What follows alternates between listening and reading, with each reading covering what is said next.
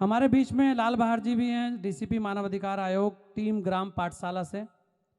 मैं उनसे अनुरोध करूंगा कि वो भी यहाँ आए। और ग्राम पाठशाला देखिए एक ऐसा विषय है जो सबको तालियां बजानी चाहिए इनके लिए कि एक ऐसा कार्य कर रहे हैं कि गांव के अंदर पाठशाला जो चाहिए वास्तव में शिक्षा सबको, उस शिक्षा को लेकर काम कर रहे हैं। और आप एक आवाज पर हमारे यहाँ पर आए, इनका बहुत बहुत धन्यवाद है। और नेटवर्क 10 इनका आभार भी व्यक्त करता है। शिक्षा का आपका विषय है तो आपसे ज़्यादा अच्छे से कौन बात कर पाएगा, लेकिन आज हम यही चाहेंगे कि आप थोड़ा सा कुछ गुदगुदाएं, कुछ हंसाएं और कुछ बताएं। बहुत बहुत धन्यवाद पूरे नेटवर्क 10 परिवार को और यहाँ मौजूद सभी दर्शकों को, अतिथियों को मेरी तरफ से, टीम ग्राम पाठशाला की तरफ से होली की बहुत बहुत शुभकामनाएं।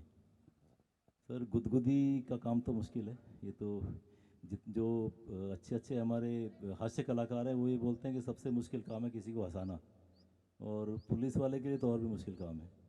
तो मेरी तरफ से तो आप सबको शुभकामनाएं हैं। पुलिस तो ऐसी चीज़ है, वो जिसे रोना आ रहा हो कहेगा हंस, तो वैसे हंस पड़ेगा। तो थोड़ा सा टाइट करके आप बोल दोगे तो वैसे ही हंस जाएगा जी। मैं अपनी टीम की तरफ से एक छोटा सा संदेश, जो अभी आपने कहा कि लोग पाठशाला की टीम कुछ काम कर रही है। हम लोग दरअसल गांव-गांव जाके लोगों को जागरूक करके, मोटिवेट करके उन्हीं से उनके गांव में लाइब्रेरी खुलवाते हैं। और हमारी ये टीम है ग्राम पाठशाला के नाम से, जिसमें ज़्यादातर लोग सरकारी कर्मचारी हैं।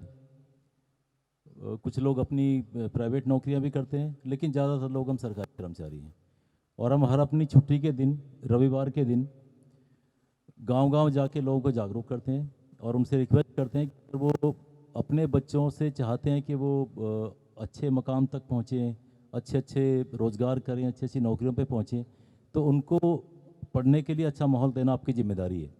और वो माहौल तभी बन सकता है जब वो स्कूल कॉलेज से आने के बाद अगले दिन सुबह जब वो स्कूल कॉलेज जाएँ, उस बीच में उनका समय पढ़ाई में ही गुजरे।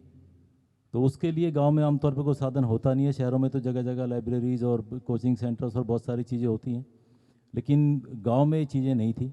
तो हमने पिछले 2.5 साल में इस मुहिम को इतनी हमने मेहनत की है, इतना लोगों ने हमें सपोर्ट किया है कि पिछले 2.5 साल में हम देश के 7 राज्यों में 500 से ज़्यादा गाँव में लाइब्रेरीज बनवा चुके हैं। और अब हमारा संकल्प ये है कि 15 अगस्त 2027 तक हम हिंदुस्तान के हर गांव में लाइब्रेरी बनवा दें, जिससे कि एक हमारा जो एक टैगलाइन है, एक let us make India land of libraries. Hindustan को पुस्तकालयों के देश के रूप में हम लोग स्थापित करना चाहते हैं, जहां हर बच्चे के घर के आसपास ही पुस्तकालय देखिए हो। तालियां बजनी चाहिए, और कम से कम एक ऐसा कार्य वास्तव में जिसकी आज बहुत ज़रूरत है। और इसमें अभी 2.5 साल की मेहनत का परिणाम ये हुआ कि सर, मैं आपको बताऊं कि जो भी क्रांतियां शुरू हुई हैं वो इत्तेफाक की बात है कि गांव के लोगों ने शुरू की है।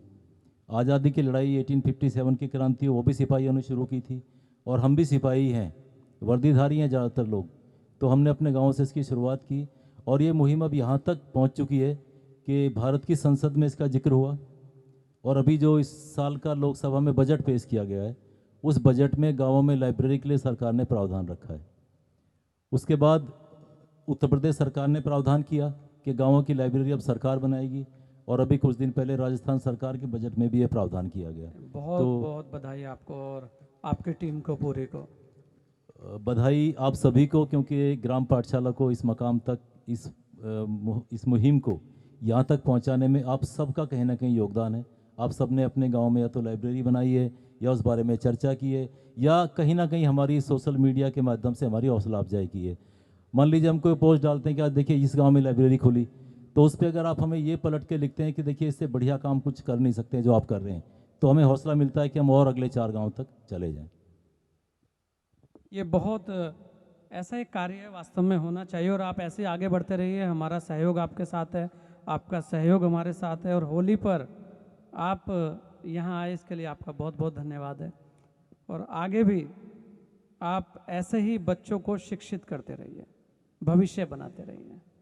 थैंक यू वेरी मच, हमें यहाँ अपनी बात रखने का मौका देने के लिए आपको बहुत बहुत धन्यवाद, और आप सभी को फिर से होली की बहुत बहुत बधाई।